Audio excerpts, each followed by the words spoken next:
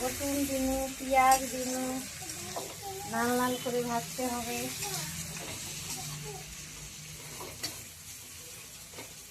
মাছের ঝাল হচ্ছে, মাছের ঝাল,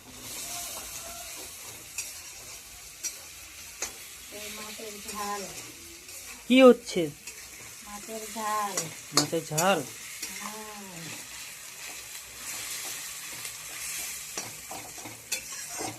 একটু লাল লাল করতে হবে।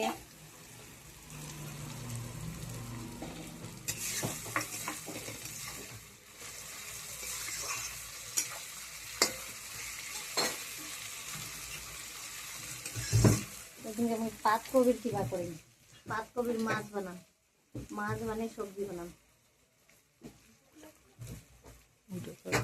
এরপর কি হবে? মাছটা ভাজি পর পেঁয়াজটা লাল লাল করতে হবে, তারপরে টমাটো ঢালবো, মশলা ঢালবো।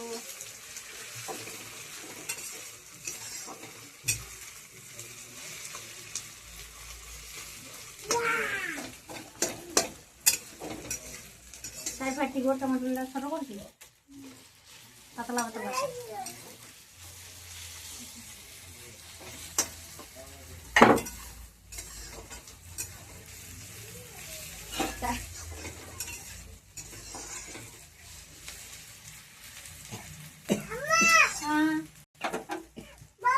করুক রান্নাটা, ভিডিও করছে।